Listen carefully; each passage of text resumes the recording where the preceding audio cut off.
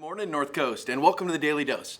My name is JD, and I'm one of the pastors here at the Carlsbad campus. Love doing these things with you, and I wanted to go back today. It was about 28 years to the time I asked my wife to marry me.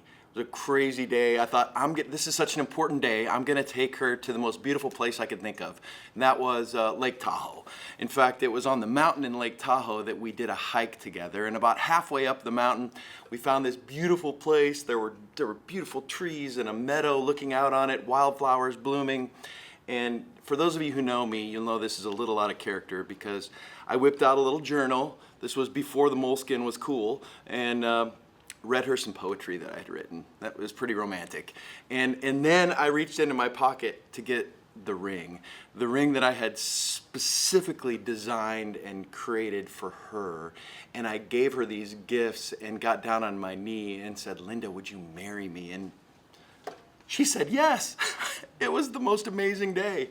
And then we went and celebrated with steaks and called family and just celebrated in a huge way.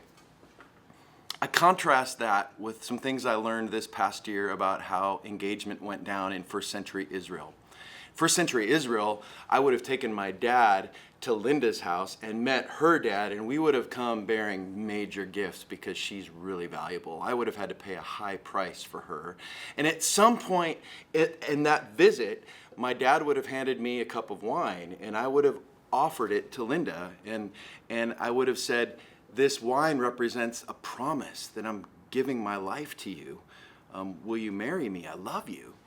And if she would drink that wine, it would be as though she was saying in return, "I receive your gift, and in return, I commit my life to you." And we would both drink of that wine together, sealing that engagement, and then I would have to go back to my dad's house and start building a house. And I would have built it onto his. I would have taken one wall of dad's house and I would have built 3 walls attached to it and a roof. And that might have taken a year, and I would have been in my mid-20s, and we would have went back and I would have blown the horn indicating I was back to pick up my bride and the wedding was about to start. And it would have been crazy. What does this have to do with a hidden jewel or gem today? I want to take you to a passage, if you've been following Jesus for a while, that you've probably heard many times before.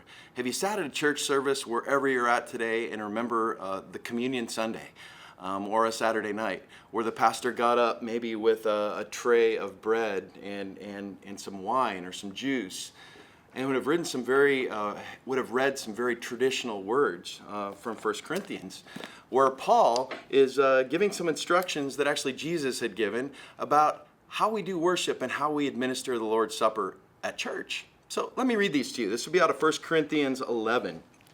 Paul writes, "For I received from the Lord that which I also delivered to you, that the Lord Jesus, on the night in which he was betrayed, he took bread, and when he had given thanks, he broke it, and he said, 'Take and eat. This is my body, which is broken for you. Take this bread and do this in remembrance of me.' In the same manner, he also took the cup after supper, saying, 'This cup is the new covenant in my blood. Do this as often as you drink it in remembrance of me. For as often as you eat this bread and drink this cup, you proclaim the Lord's death till he comes again.'" Did you know when Jesus sat at that Passover meal with his disciples and he offered the 3rd cup of wine in the Passover meal, and he used those words, this cup represents the new covenant, the new promise, that he was quoting very traditional Jewish proposal language. And the disciples might have thought, "What are you doing, Jesus? You're proposing to us as though we were a bride?" Exactly.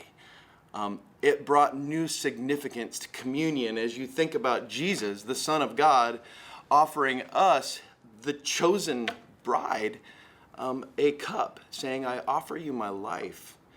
And as I offer you my life and you take this, do it in remembrance of me." And in a sense, when we take that cup at a very holy meal, a set-apart meal, we're saying, we receive your sacrifice and we commit our lives to you in return. So from a wedding proposal to a communion table, I hope, church family, that you'll never treat this meal lightly ever again. Have a great morning, North Coast.